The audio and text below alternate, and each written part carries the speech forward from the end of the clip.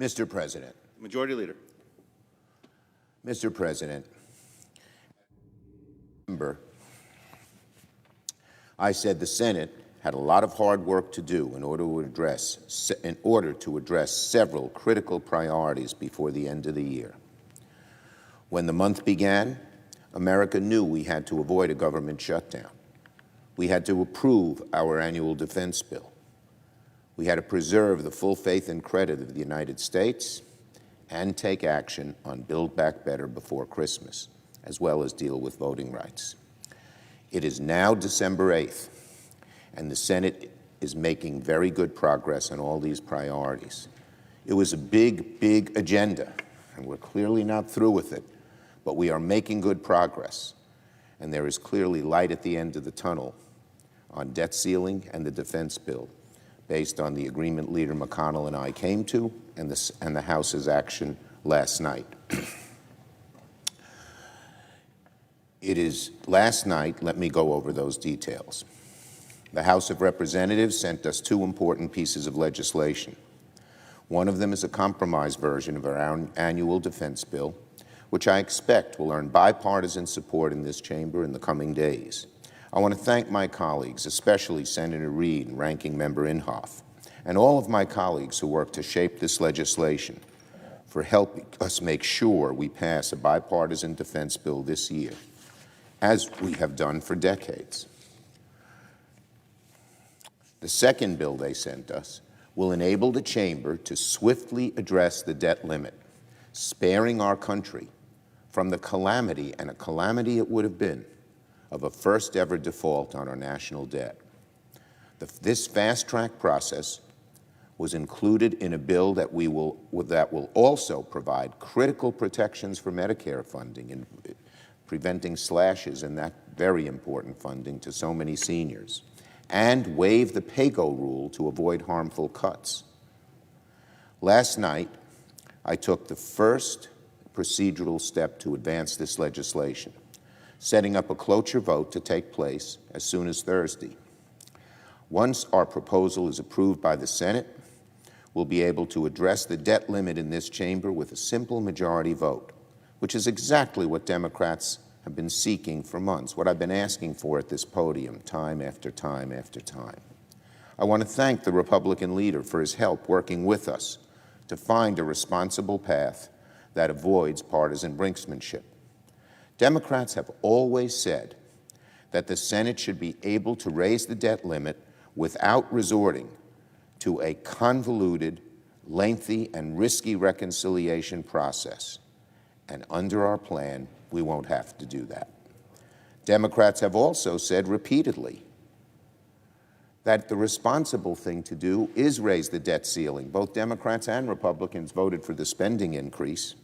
So we've said repeatedly that we're ready to shoulder this burden, even if our Republican colleagues are not going to be able to.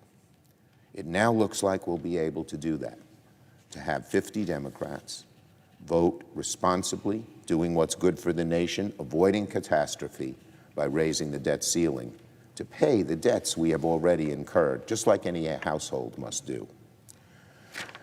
This agreement we've secured is the responsible path forward.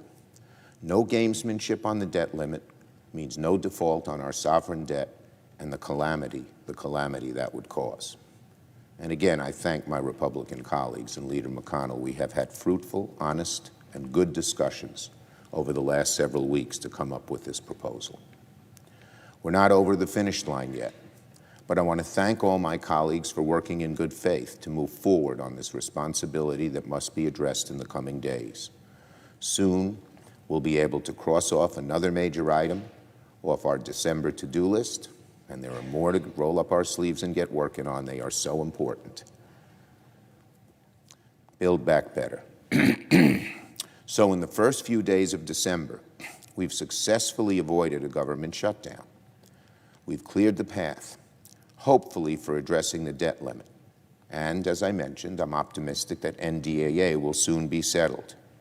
None of these are easy accomplishments, but we are clearing the path for Democrats to turn to our biggest domestic priority of the year, passing President Biden's Build Back Better Act before Christmas.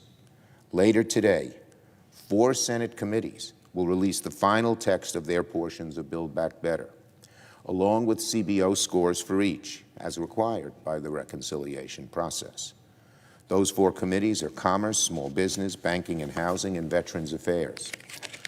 In the meantime, I continue to hold daily conversations with my Democratic colleagues, with the White House, with the Speaker, and House colleagues.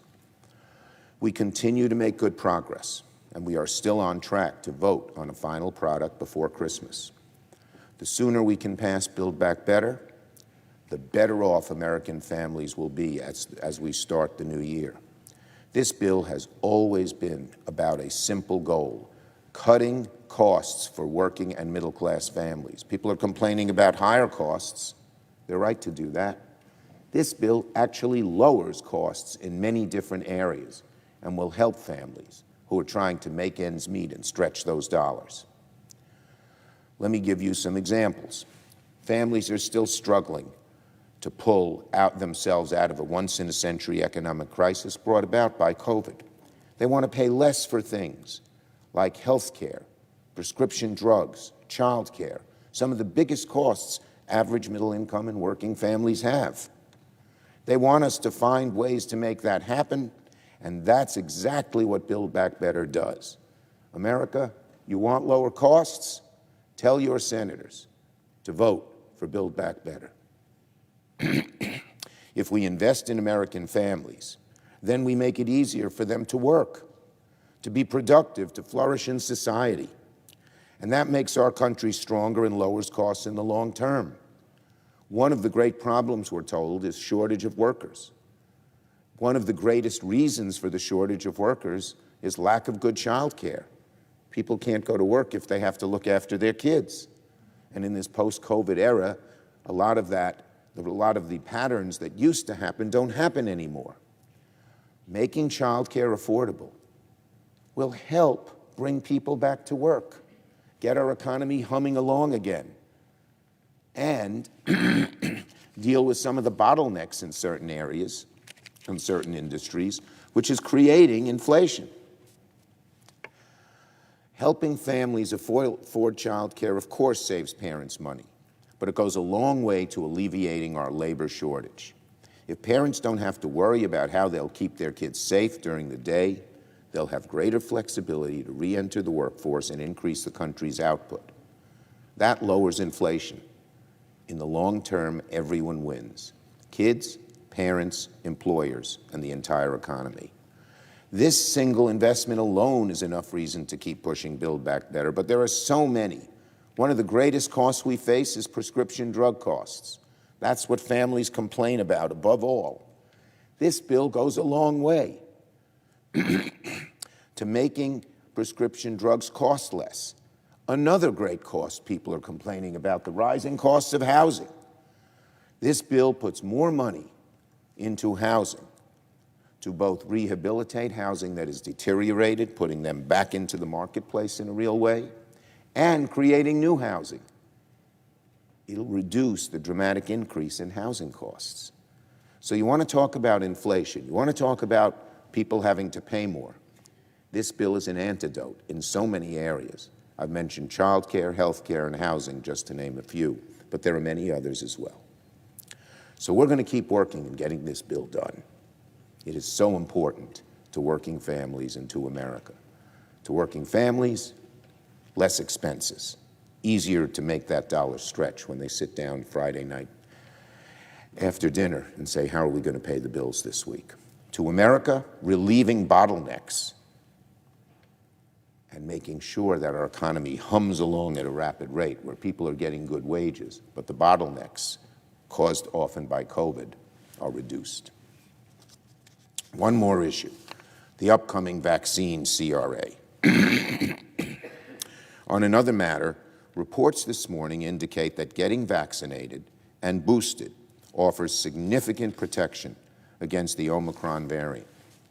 As we learn more about Omicron, it's an important moment for national leaders to double and triple down on encouraging all eligible Americans to get vaccinated and boosted as soon as possible. But as soon as today, our Republican friends are going to come to the floor to push an anti-science, anti-vaccine proposal to overturn the president's vaccine requirements for businesses with more than 100 employees.